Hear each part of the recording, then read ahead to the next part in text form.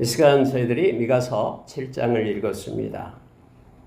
미가서 7장의 내용을 보면 하나님의 역설적인 하나님의 은혜가 나타나고 있음을 봅니다. 물론 선지서 대부분들이 이렇게 패러독스하게 나타납니다. 다시 말하면 죄에 대한 하나님의 심판이 있고 또 하나님께서 하나님께로 돌아오는 자에게 긍휼을 베푸시는 하나님의 은혜가 같이 연결되어 있습니다. 특히 오늘 미가 선지자는 사회적인 부패를 외쳤던, 정직이 없는 세상을 향하여 외쳤던 하나님의 마음을 쏟아부었던 선지자였죠.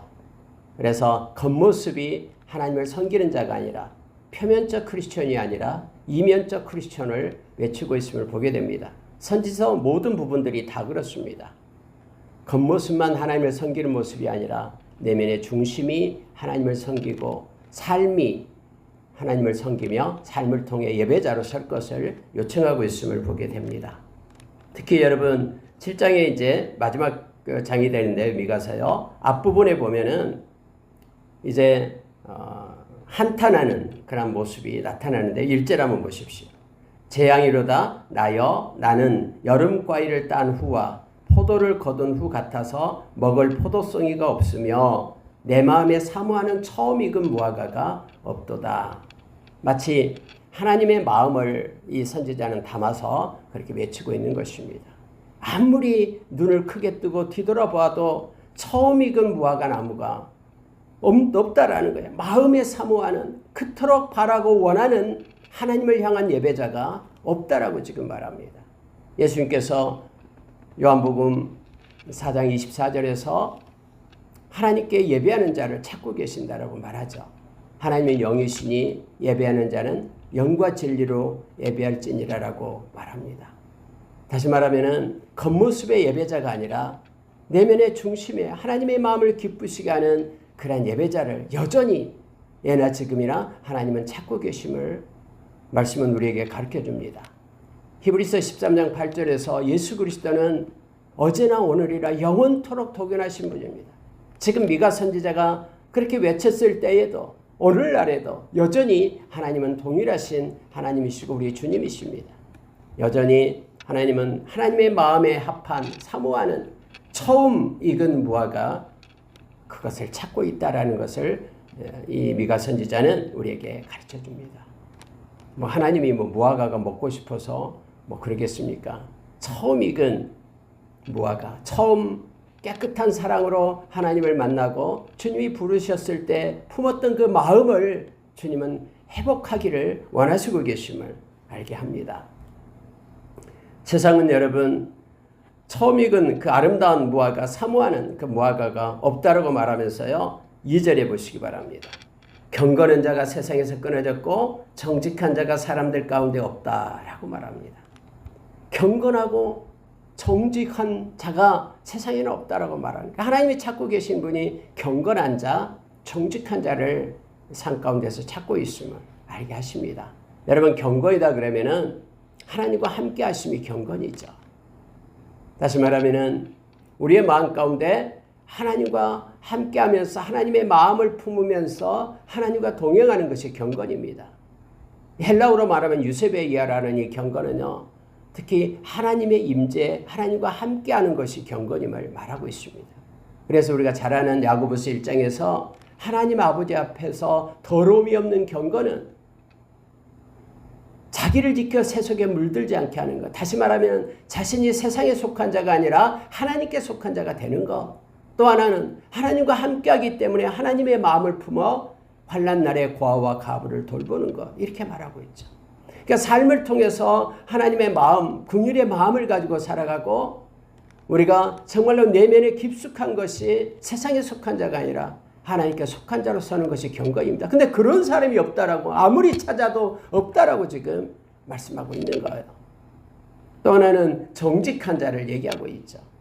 누차 말씀드립니다만은 이 정의, 정직한 자, 공동체의 정의 뿐만 아니라 각 개인이 이 세상을 살아갈 동안에 하나님 앞에 있는 코람데오의 그런 살아계신 하나님을 믿고 의지하는 진짜 정직한 그런 삶, 이것을 지금 하나님은 찾고 계시는데 없다라고 말하죠.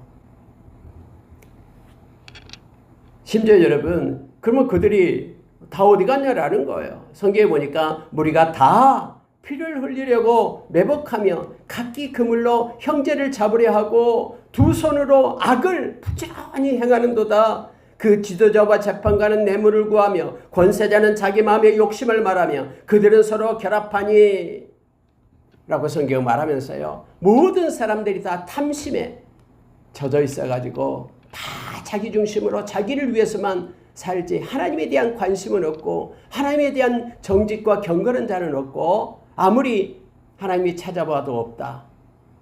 하나님의 마음, 내 마음에 사모하는 처음 익은 무화과 나무가 없다. 라고 지금 무화과가 없다라고 그렇게 말씀하고 있음을 보게 됩니다. 심지어 여러분 4절을 보니까요. 세상에서 선한 자라도 와, 저 사람 착하다. 저 사람 너무 착해. 너무 선해. 하면서 그러한 사람이라도 가시와 같다라고 얘기합니다. 그리고 아무리 가장 정직한 자라도 찔레의 울타리보다 더하도다 라고 말하는 거예요. 아무리 눈을 크게 뜨고 바라보아도 정직한 자, 경건한 자가 없는데요. 그나마 나은 사람, 그래도 저만큼 되면 정직한 사람이고 저만한 사람은 선한 사람이다 라는 사람마저도 가시고 찔레와 같다라고 말합니다. 그래서 그 사람 옆에 다가서려고 하면은 찔림을 받아요. 긁힘을 받아요. 그래서 가까이 하지 못하게끔 그렇게 된 세상이 되어버렸다라고 지금 이 미가 선지자는 말하고 있는 것입니다.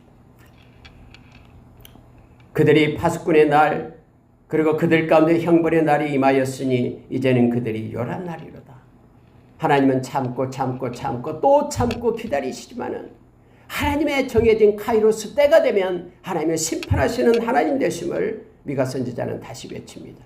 그래서 여러분 우리가 잘 알다시피 이 미가 선지자가 사마리아를 향하여 남유다를 향하여 그렇게 외칠 때 그들이 돌아오지 않을 때 그들은 멸망을 당했음을 우리는 너무나 잘 알죠.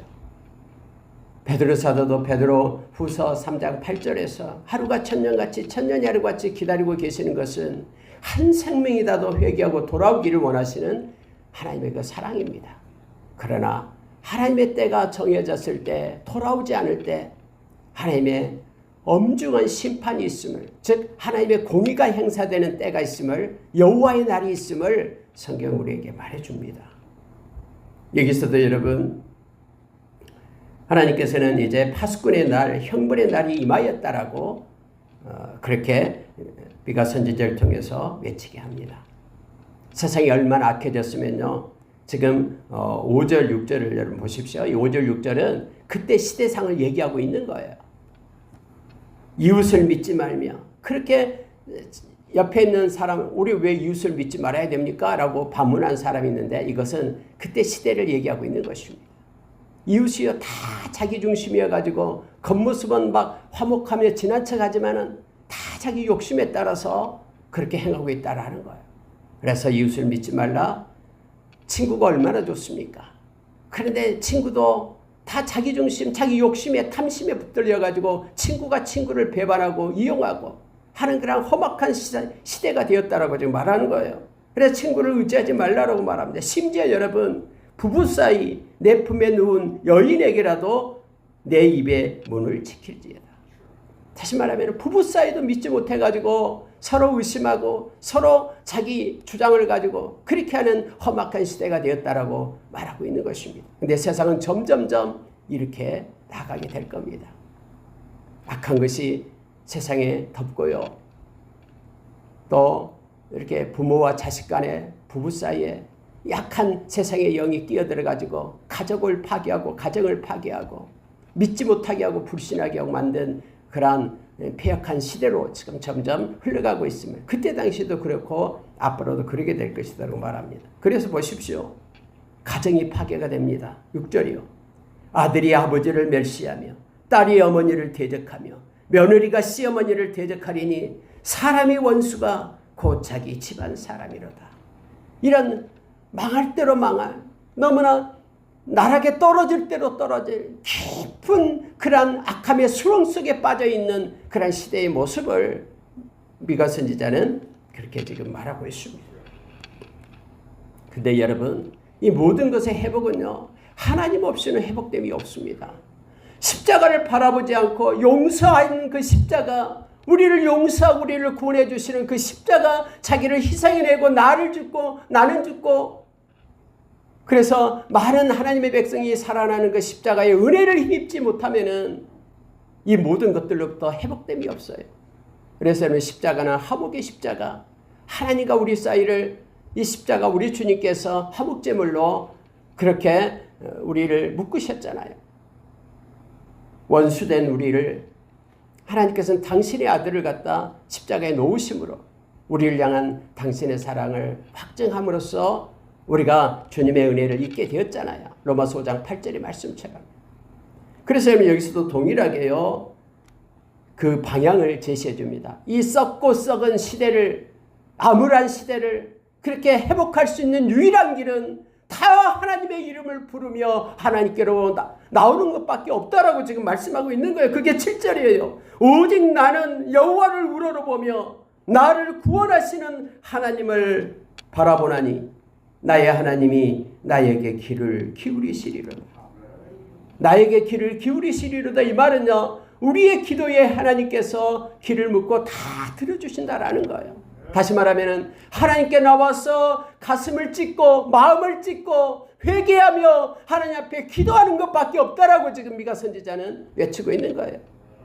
오직 나는 여호와를 우러러보며 나를 구원하시는 하나님을 바라보라니 하면서 하나님을 바라보고 하나님의 이름을 부르게 되면은, 아무리 폐역의 세대, 악한 시대라고, 아무리 자기중심적인 그런 교만함 가운데 빠져있는 이 험한 세대 가운데서도 하나님의 이름을 부르는 자는 해결이 되고 구원이 됨을 성경은 우리에게 말해주고 있습니다.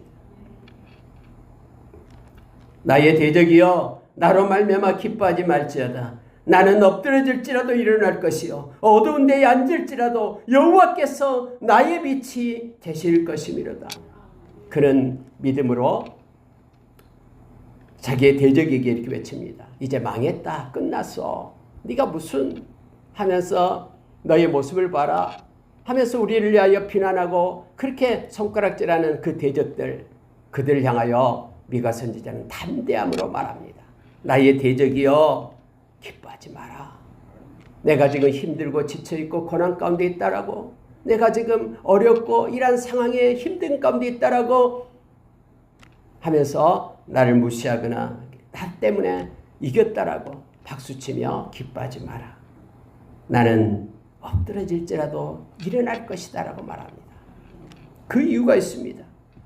아무리 깜깜한 어두운 가운데 내가 앉아 있을지라도 여호와께서 나의 빛이 되기 때문에 나는 일어서서 어둠을 몰아내고 그렇게 달려가게 될 것이다 라고 미가 선지자는 말하고 있습니다. 우리가 여러분 미가 선지자가 그 3장 6절에서 했던 말이 있죠. 다 세상의 모든 거짓 선지자들은 다 거짓을 외치지만 그러나 나는 하나님의 영으로 충만하여져서 능력을 가지고 정의를 가지고 용기를 가지고 나는 하나님께서 말씀하신 것을 외치겠다라고 그가 이렇게 고백하고 있음을 봅니다. 마지막 시대에 그래서 여러분 성령으로 인하여 우리가 권세를 힘입어야 됩니다. 그래야지만이 세상으로부터는 그 모든 것들을 우리가 담대함으로 이겨낼 수 있고 주님이 주신 동력으로 달려가게 됨을 알게 합니다. 요한일서 4장 4절에서 성령님은 세상에 있는 악한 영보다도 더 크십니다. 그래서 우리는 반드시 승리한다라고 우리에게 가르쳐줍니다. 에베소서 4장 30절에서 성령님은 우리를 결코 떠나지 않습니다. 성령님은 구원의 날까지 우리가 성령 안에서 인침을 받고 저와 여러분을 진리 가운데로 인도해 주시고 우리 인생의 끝자락에서 우리 주님을 만나는 보증이 되신 분이 성령님이십니다. 성령님 우리의 장래 일을 우리에게 가르쳐주면서 우리를 안고 업고 함께하며 동행하는 카운셀러 되시는 보혜사 되시는 성령님이심을 성경 우리에게 말해줍니다. 저와 여러분에게 예수의 이름에 권세를 주셨습니다. 뿐만 아니라 예수 그리스도의 말씀인 성령의 검을 주셨습니다. 또한 예수 그리스도의 보혈을 우리에게 주셨습니다. 모든 악한 자를 무장해제시키고 우리를 공격하지 못하게끔 하는 그런 예수의 보혈로 우리는 승리할 수가 있습니다. 성령님은 여전히 우리와 동행하시며 함께 하십니다. 여러분 성경 보십시오. 여호와는 나의 빛이 되신다라고 말합니다. 우리가 성경에서 여호와는 이런 분이다라고 말할 때 세 가지를 얘기한다 그랬죠. 여호와는 영이시다라고 말합니다. 요한복음 4장 24절. 그래서 저와 여러분이 겉모습으로 섬기는 것이 아니라 영이시기 때문에 우리의 내면 깊은 것, 심장과 배부를 살피시는 것 하나님 때문에 우리의 중심으로 영과 진리로 하나님께 예배하는 자가 되어야 되죠. 하나님은 빛이시다라고 얘기합니다. 요한일서 1장 5절에서 우리에게 가르쳐 주시죠. 그래서 여러분 우리는 어둠의 자식이 아닙니다. 저와 여러분은 빛의 자녀들입니다. 모든 빛의 자녀들은 착함과 의로움과 진실함의 열매를 맺는다라고 에베소서 5장 8절에서 우리에게 말씀해 주고 있습니다. 우리는 어둠 가운데 거한 자가 아니고 어둠과 사귀는 자가 아닙니다. 우리가 여러분 잘 아는 요한복음 8장 12절에도 예수님은 우리의 빛이 되시고 세상의 빛이 되어주셔서 예수님을 따르는 저와 여러분은 절대로 어둠에 거하지 않는다라고 우리에게 말씀해 줍니다. 또 한 가지 예수님은 사랑이라고 말씀하십니다. 하나님은 사랑이라고 말씀하십니다. 요한일서 4장 8절 4장 16절에서 우리에게 말씀해 주고 있죠. 그래서 예수님의 그 사랑 그것은 성령님께서 우리 가운데 부어준다고 로마서 5장 5절에서 말씀해 주셔요. 하나님의 그 사랑으로 행하지 않는 모든 것들은 우리의 몸을 불사르게 내어줄 헌신이 있다고 해도 그것은 울리는 캥거리에 불과하다라고 말합니다. 하나님의 사랑으로 행하지 않은 것들은 다 자기 욕심, 자기의 의를 위하여 행하기 때문이다라고 성경 말해주고 있죠. 저와 여러분은 영이시고 빛이시고 사랑이신 우리 주님과 우리 하나님과 함께하는 자임을 우리가 기억하기를 원합니다. 그래서 우리는 어둠 가운데 거하지 않습니다. 아무리 칠흑같이 어두운 세상의 어둠 속에 있다 할지라도 우리는 빛의 자녀로서의 삶을 살아갈 수가 있습니다. 여러분 9절에 보십시오. 성경이 이렇게 말합니다. 내가 여호와께 범죄하였으니 그의 진노를 당하려니와 마침내 주께서 나를 위하여 논쟁하시고 심판하시며 주께서 나를 인도하사 광명에 이르게 하시리니 내가 그의 공의를 보리로다. 여러분 미가 선지자는 분명합니다. 하나님께서 내가 잘못했을 때 채찍질하는 것은 당연히 우리를 사랑하기 때문이다라고 말합니다. 히브리서 12장에서 어떻게 아비가 자식을 징계하지 않겠습니까? 징계하지 않는 자식은 사생자입니다. 친아들이 아닙니다. 그래서 징계함으로 인하여 우리가 하나님의 평강을 잊고 거룩에 이른다라고 성경에 말해주고 하나님의 의를 갖게 된다라고 우리에게 말해주고 있잖아요. 그래서 미가 선지자도 비록 이스라엘 백성이 이렇게 죄 가운데 있어서 하나님의 책망을 받지만 마침내 하나님은 그 후에 하나님의 공의를 보이고 하나님께서 인도하셔서 광명에 이르게 하신다라고 말하고 있습니다.